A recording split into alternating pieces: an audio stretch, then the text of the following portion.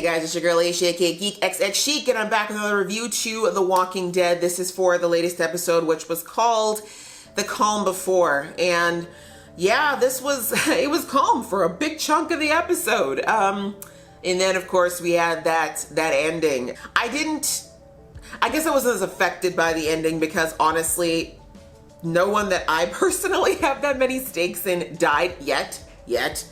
We all know there's still one episode left in this season, so that could change. We could end up losing some more folks. But I think, if I'm being 100% honest, after the loss of Rick, I don't really feel like there's a lot of there's only a handful of characters left that really would deeply affect me as far as the show if we lost them. And I think the show very strategically chose, at least 4 of those victims were people we've been introduced to in the last 5 episodes, let's be real. We don't really know them. We have no real emotional ties. We didn't really see a story about them. So, the writers knew that we weren't going to be as deeply affected so much as, oh, that kind of sucks. The main ones, obviously, that some people might be upset with, of course, was the loss of Tara. Tara's been with us for, 4 seasons now? No, more than that. She came in season 3. So yeah, 5 seasons of Tara basically. And of course, the loss of Henry. People who I know quite a few who out there were fans of Henry. And I know some of you are actually more upset about the idea of losing Henry because of what it would do to Carroll than anything else. But we're going to get into that because that was kind of the big culmination point of the episode. But leading up to, there wasn't a whole heck of a lot outside of that. It was nice to see everyone, kind of what's left of the old gang, get back together. And what was said, in Michonnes, in that council meeting they had about deciding what to do with Lydia and how to go forward with this whole vulnerability of Hilltop now because of having Lydia with them, was really interesting. They brought up some valid points about Lydia. And just for the record, y'all, I've been going off in the reactions about, how Lydia should just be with her people and stuff. And I mean, as I said, I think way back in the first episode where she was shown to us, I don't at all think she deserves to be with someone who's abusive. And honestly, up until this point, until this episode, we didn't really get to hear clearly from Lydia that she was really committed to living the way that the people in Hilltop and the people in Kingdom and all them live and leaving that life behind. We really hadn't heard her say that. And maybe up until that moment where Alpha showed up in Kingdom and had her, with her hands around her neck and all this other stuff. Until that moment, I don't even know for sure that Lydia knew that that's what she wanted. I think she knew she always wanted to be away from Alpha, but again, when it comes to relationships between people who've been abused and their abusers, it's very complex and it's emotionally very just crazy. And thankfully, I don't know about it personally, but I've known and I've seen enough, I've known people and I've seen enough to know that it's a very complex thing and it's not an easy open closed thing for everyone. And so I think in Lydia's case, as I mentioned a couple of reviews back, this is still her mother. This is still last living relative that she's got. And for better or worse, Alpha did take care of her to some degree and keep her alive until this point. But obviously she's not a good person for Lydia. She's abusive. She doesn't have that maternal love that Lydia needs. And she couldn't ever become the thing that Alpha was trying to make her, right? Alpha was trying to make her, as she said, I tried to make you strong or whatever, her version of that. But that was never Lydia. Lydia was much more like her father. She was somebody who was empathetic and clearly never felt this drive to be as animalistic and feral as her mother was. So it was that moment that we finally, as an audience, in my opinion, got to see 100% that Lydia had made her decision. I think when she witnessed the whole signing of the charter and all of them saying, look, we're going to work together to protect Lydia and treat her like she's one of us. And of course, Michonnes' valid speech about how almost everyone in that room, well, not everyone, but at least Tara and Michonnes, they know what it's like to start out as outsiders, but be brought in because someone was kind enough to look past what they could have been and who they were to bring them in. That's the valid reason why they should give Lydia a shot. So I think once Lydia saw that, and especially coming from Michonnes, I think of all people, I think that's when she realized, okay, no, I can trust these people and I can be here and I want to be here and I'm willing to actually fight. And yes, in that moment, I kind of wish that she had called for help and just taken Alpha out, but I get why she couldn't. It's still her mom, and honestly, that's why Alpha didn't kill her, right? By Alpha's rules, she should have killed Lydia right there and then, but she didn't. So there is still that twisted love story in there between mother and daughter going on between the two of them. But yeah, I understand why Lydia couldn't do it. It's not a simple thing. And she gave her mom, like you said, I'm giving you one shot right now because I don't want you to die. And that's probably the one reason why Alpha didn't take more people out, because she could have done a lot of damage at Kingdom. Let's be real. She was inside. She could have let open the gates. She could have let a bunch of her people in. She could have done a lot of damage before they would have caught on, but she chose to make a point instead. But again, as I said at the end of my reaction, if you watch that, I don't know that that Alpha really wants it squashed. If what she showed Daryl in that quarry is true, if she actually could direct that massive herd towards one of them, she'd only really be able to do one before the rest would be evacuated. But if she even directed it, say, towards Kingdom, which I think was the closest one, she's got the advantage, if you know what I mean. Like, she does have the advantage right now to kind of wipe these communities out as far as, like, they're having their stability and not having to deal with, like, what was that? Looks like at least 1,000 deep herd. So the fact that she is letting them go and marking her territory, it makes me wonder why. It just doesn't seem to make a lot of sense. I feel like Alpha had to know that this is not gonna end. Do you know what I mean? Like, it's been tit for tat. It started with Alpha though. Unlike the whole situation with the Saviors where Rick and his people went in and started something with the Saviors. In this case, Alpha and her people, they killed Paul. They were gonna kill Eugene, and when they couldn't, they killed Jesus instead, right? So they started this. They started this, but they couldn't. I mean, honestly, I don't think she must know there's no way that she could kill all these people and that they're just gonna let this rest. Like, especially Henry,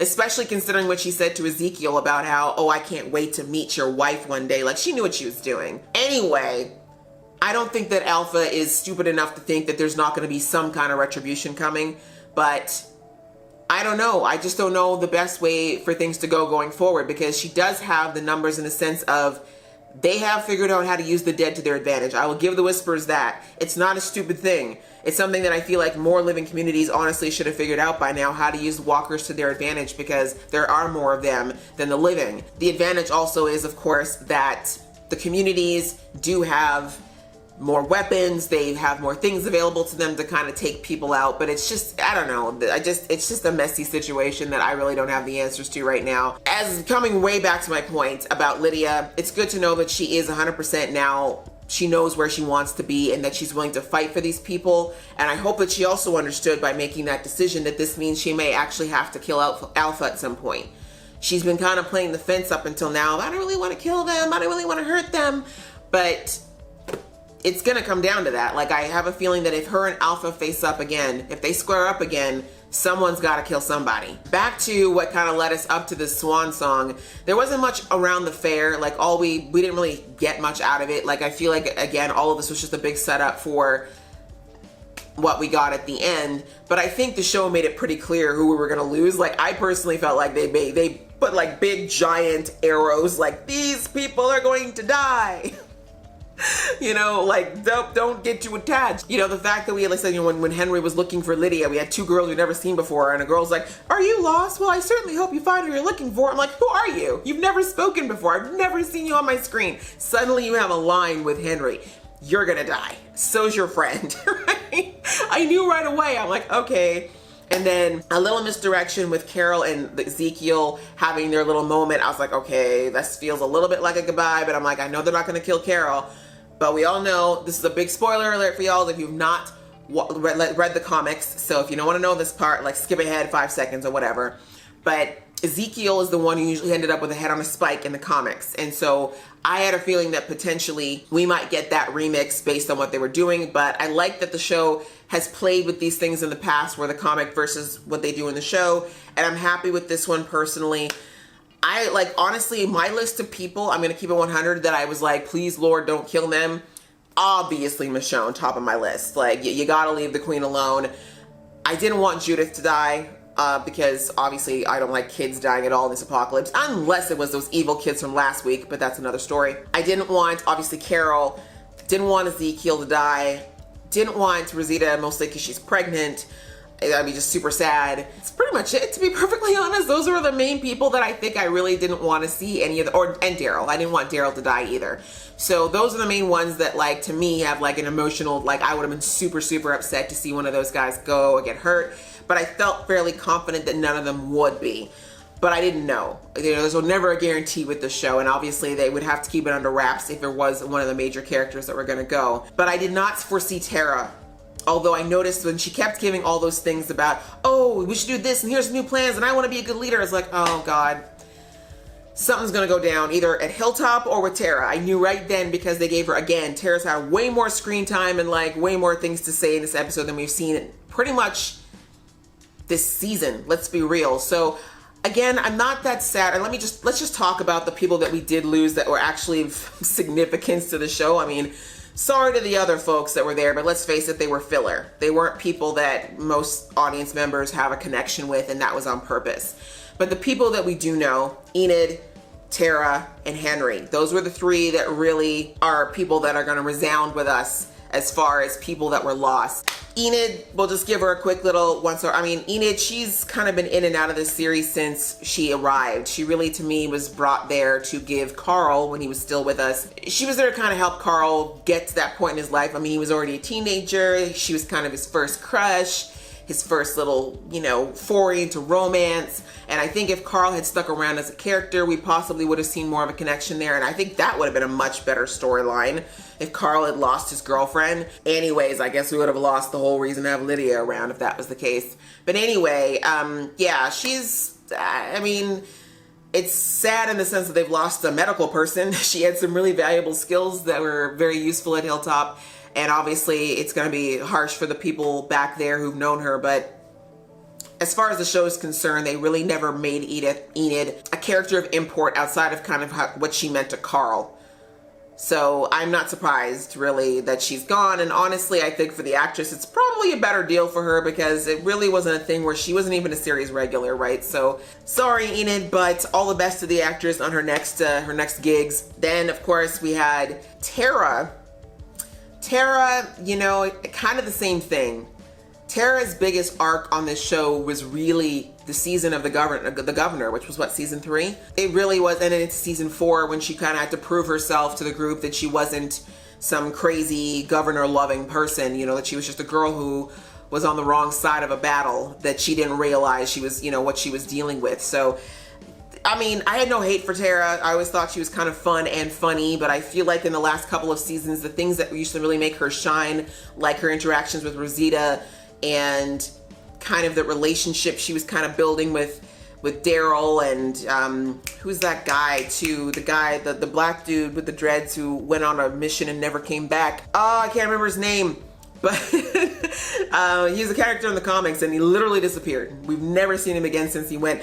He went the same time that Tara went away on that, remember? Because when the actress in real life had a baby and she was off, and her and that guy, they went on a road trip and only Tara came back. Anyway, she hasn't really had anything of import to do on the show since then, if we're being 100. She's just kind of popped in and out. And I think, again, as an actress, she probably would like a little something a little more fulfilling than that as a character. And I don't really feel like they were doing much with her arc. I mean, yes, making her the leader of Hilltop was great, but the show has left it open for Maggie to come back at any time. So that, again, kind of didn't really make it seem like it was going to be that permanent of a thing as far as her character growth. Like, if Maggie comes back next season, what's Tara going to do, right? She's going to go back to what? She was a cool character, once again, and it's kind of sad in the sense of, yeah, it looked like she might have had the chance of an arc coming, but she's really kind of been filtered out of our screen a lot over the last season or so. So again, I'm not super surprised that she's gone.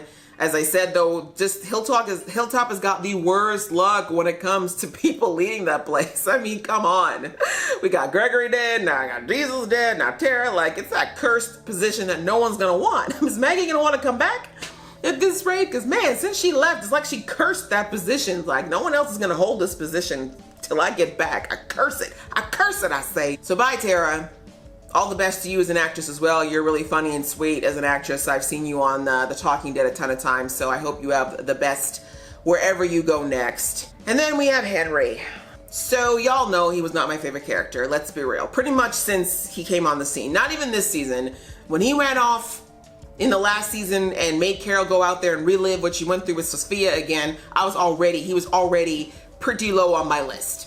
Okay, I was pretty upset about that. This season, he's, you know, especially the last, like, 4 or 5 episodes, he's grated on my nerves like no one's business. And I know folks have been saying left, right, center, and every other direction that, oh, this was Carl's storyline. Would you be this angry if this was Carl? Because in the comments, it was Carl. And yes, if Carl was acting as foolishly as Henry was with this whole situation, I would be just as angry and frustrated with Carl. And I mean, as I said, I honestly was most gutted for Carroll in that moment because this is the 3rd child that she tried to embrace to some degree that has died. And had, I mean, the second one, she killed herself, but I mean, you know what I mean? We all know Sophia, that was just a tragic situation, and now having Henry taken away from her. And I'm not saying Henry should have done nothing. I'm not trying to ever say that Henry's heart was in the wrong place for what he did for Lydia. I never questioned that. I think that part is sweet and all those good things, but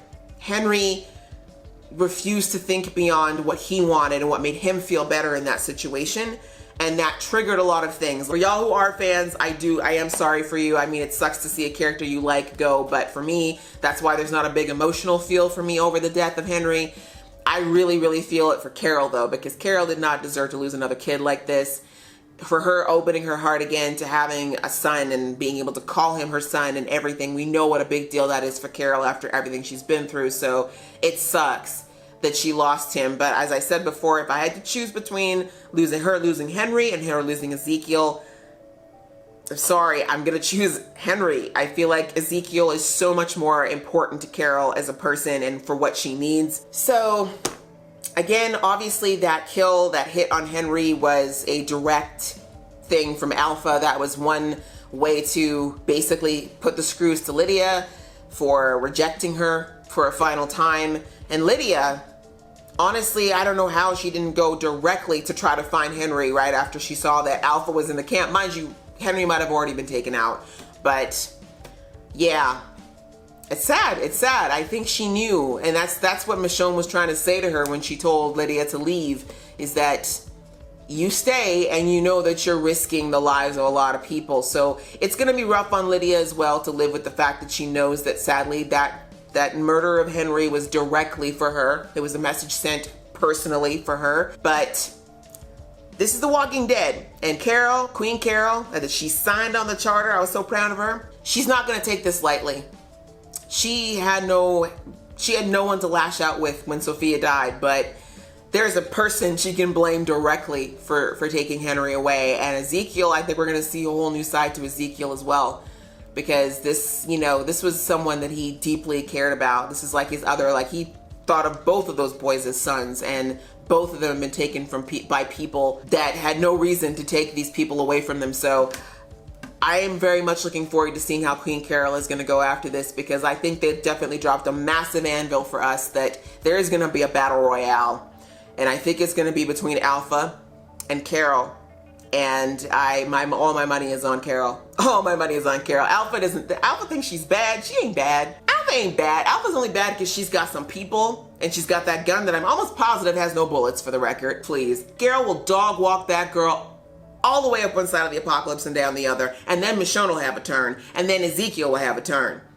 I only wish Shiva was still alive so Shiva could go and give her a turn. But all things in due time. We still have one more episode left. I'm really interested to see how things are going to go down, because I feel like we're not done with the deaths of this season. I really don't. I think we're going to see someone else potentially go, because, yeah, it wouldn't be Walking Dead style unless we had a major death of some kind. I mean, I know we already had Rick leaving earlier this season, but some people have speculated that we're going to hear Rick's voice on the radio, potentially, next episode. So if that happens, I might fall off my chair. Fair warning now. If you see me disappear off of the camera while I'm watching that episode, please call 911, because I likely have left my body. That's just speculation for next episode. I really do hope we get some tie into the fact that Rick is still alive. I feel like now is the time, if it ever was. That's pretty much it, guys. I talked a little bit more than I thought I would in this episode, but since we had a couple people that we lost, I thought it was good to give a little sum up of what I thought their time was like on the show, and of course their send-offs. So what did you guys think of this episode? How are you feeling about who died? Do you feel like they made good choices on who they chose to die, or do you feel like they could have been a little bit riskier with them? And also, how do you feel we're going to end this thing? Do you think that the deaths are done? And do you think that the speculation that Rick's voice is going to pop up in that radio is going to end up actually being true? Please leave your comments below. I'm going to read all of them. I'm going to get involved in that conversation with you guys. And if you like this video, please click like. And if you want to see more from this geeky face, please click subscribe. Until next time, see ya.